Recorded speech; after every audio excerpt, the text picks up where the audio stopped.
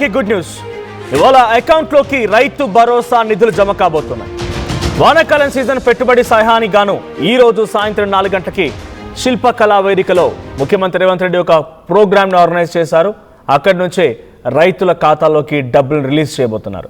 ఎకరాకి 6,000 రూపాయల చొప్పున రైతుల ఖాతాలో జమ కాబోతున్నాయి. అయితే తొలి విడతలో భాగంగా కేవలం 2 ఎకరాల లోపు ఉన్న వారికి మాత్రమే, అంటే 2 ఎకరాల లోపు ఉన్నటువంటి భూమిని రైతులకు వారికి మాత్రమే 41,37,000 మంది రైతులకి 2,482 కోట్ల రూపాయలు రిలీజ్ కాబోతున్నాయి.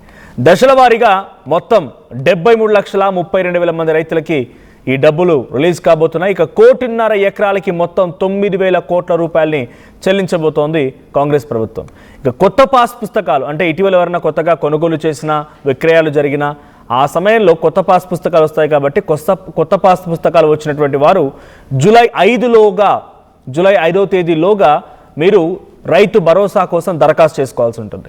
సో ఇప్పుడు ఈరోజు సాయంత్రం 4 గంటలకి వర్షాకాలం సీజన్కి గాను ఇప్పుడు పెట్టుబడి సహాయం అందించడం కోసం ముఖ్యమంత్రి రేవంత్ రెడ్డి రైతు భరోసా నిధులను విడుదల చేయబోతున్నారు. సాయంత్రం 4 గంటలకి హైదరాబాద్ శిల్పకళా వేదికలో ఒక ప్రోగ్రామ్ ఆర్గనైజ్ చేశారు. ఆ ప్రోగ్రామ్ వేదిక నుంచే ఈరోజు వాటిని రిలీజ్ చేయబోతున్నారు. అయితే మొదట 2 ఎకరాల వారికి మాత్రమే, ఎంతమంది ఉన్నారు 2 ఎకరాల వారు అంటే సుమారుగా 47 లక్షల మంది 2 ఎకరాల లోపు ఉన్నటువంటి భూమి ఉన్న రైతులు ఉన్నారు. 41,37,000 మంది ఈ ఏడాది మొదటి విడతలో భాగంగా వానాకాలం సీజన్కి గాను ఈరోజు సాయంత్రం నుంచి డబ్బులు తమ ఖాతాల్లోకి పడబోతున్నాయి. మొత్తంగా 2,482 కోట్లు. మరి ఏమైనా షరతులు ఉన్నాయా, ఏమైనా కండిషన్స్ ఉన్నాయా? కండిషన్స్లో భాగంగానే కాంగ్రెస్ ప్రభుత్వం ఇది చేయబోతోందా అంటే శాటిలైట్ అని చెప్పుకొచ్చారు. దాని ద్వారానే కేవలం వ్యవసాయ యోగ్యంగా ఉన్నటువంటి భూములకు మాత్రమే రైతు భరోసా నిధులను విడుదల చేస్తామని ముఖ్యమంత్రి గతంలో అనౌన్స్ చేసినట్టుగా ఉన్నారు. గతంలో కేసీఆర్ ప్రభుత్వం ఉన్న సమయంలో రైతు బంధు పేరుతో వచ్చినటువంటి ఈ వ్యవసాయానికి సంబంధించినటువంటి పెట్టుబడి సహాయం అక్కడ దాదాపుగా పెట్రోల్ బంపుల్లోకి వచ్చాయని, పడావుబడ్డ భూములకు వచ్చాయని, శిఖం భూములకు వచ్చాయని, రోడ్లు, ఫామ్ హౌజులు కట్టుకున్న భూములకు కూడా వీళ్ళు రైతు బంధు నిధులు వేశారు. సో అప్పుడు దాన్ని పూర్తిగా వ్యతిరేకిస్తూ కాంగ్రెస్ పార్టీ అనేక రకాలుగా మాట్లాడుకొచ్చింది. సో ప్రభుత్వం మారిన తర్వాత సుమారుగా ఈ 2.5 ఏళ్ల కాలంలో ప్రతి సందర్భంలో కూడా వాటికి కట్ చేస్తాం, వాటికి అలో చేయకుండా చూస్తాం, శాటిలైట్ ద్వారా చూస్తాం, ఎక్కడెక్కడ రైతు పంట అయితే వేసాడో ఆ పంటకు తగ్గట్టుగానే ఆ భూమికి రైతు భరోసా సహాయాన్ని అందిస్తామని చెప్పి లెక్కలు కడుతూ వచ్చింది. మరి ఈసారి కండిషన్స్ ఎలా ఉన్నాయి?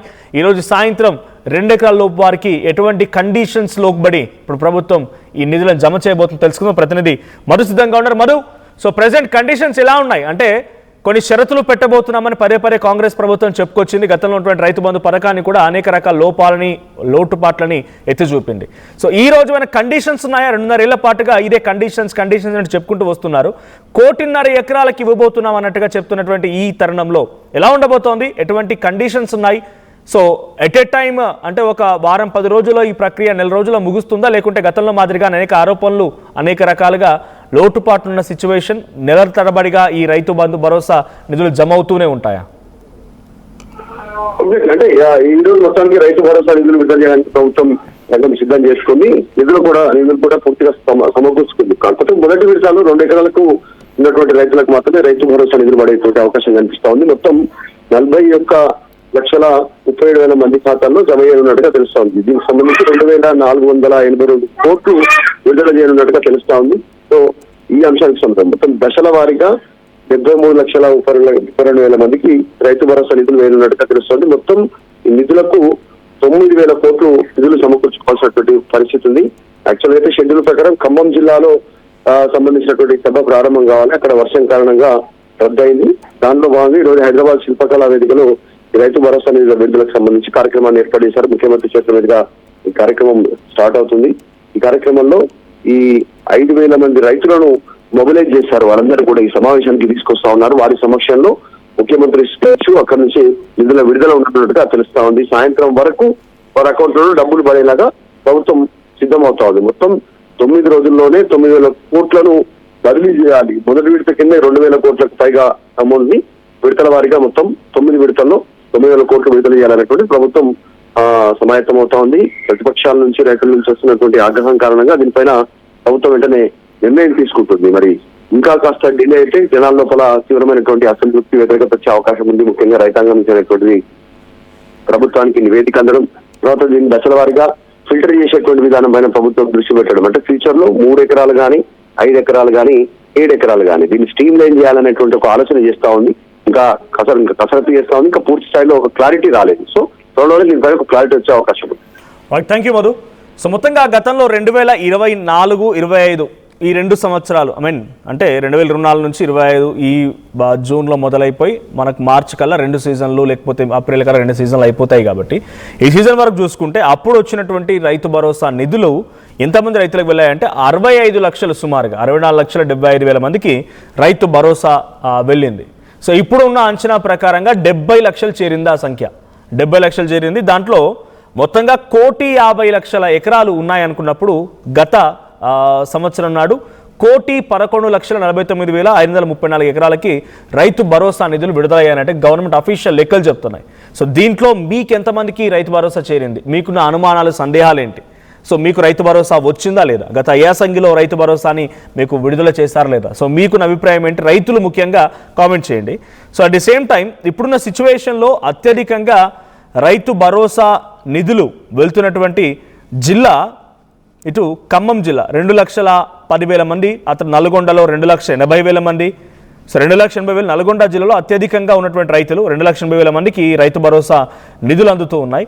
దాంట్లో అత్యధికంగా సాగు విస్తీర్ణ విషయానికి వస్తే రూపాయలు ఎన్ని కోట్లు వెళ్తున్నాయి, ఏ రకంగా ఉందనే సిచ్యువేషన్ కనుక చూస్తే సో నల్గొండ జిల్లాకే 1,080 కోట్లు, అంటే 1,080 కోట్లు నల్గొండ జిల్లాలకే వెచ్చించాల్సి ఉంటుంది రైతు భరోసాకు సంబంధించిన నిధుల విషయంలో. ఈ మాదిరిగా ప్రతి జిల్లాలో కూడా ఇదే రకంగా ఉండబోతోంది. సో హైయెస్ట్ నల్గొండ జిల్లా, అండ్ దీంట్లో లీస్ట్ వచ్చేసి మేడ్చల్ జిల్లా కేవలం 180 కోట్లు మాత్రమే. సో మేడ్చల్ జిల్లా ఎక్కువగా అక్కడ రైతులు పండించేది కూరగాయలు. సో 180 కోట్లు లీస్ట్ మేడ్చల్ జిల్లా. ఇక హైదరాబాద్ అసలు వ్యవసాయం లేదు కాబట్టి ఇక్కడ నథింగ్, ఇంకొక ఖర్చు చేయాల్సిన అవసరం లేదు. 33 జిల్లాలకు 32 జిల్లాలకు సంబంధించిన దాంట్లో అత్యధికంగా నల్గొండ అండ్ లీస్ట్ వచ్చేసి మేడ్చల్ జిల్లా. సో ఇప్పుడు 70 లక్షల పైచిలకు రైతులకి రైతు భరోసా నిధులను జమ చేయబోతున్నామని ప్రభుత్వం చెప్తోంది.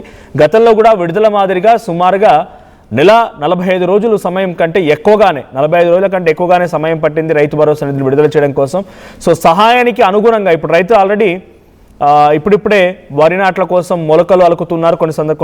కొన్ని ప్రాంతాల్లో వరి నాట్లు కూడా ఇప్పుడిప్పుడే జరుగుతూ ఉన్నాయి.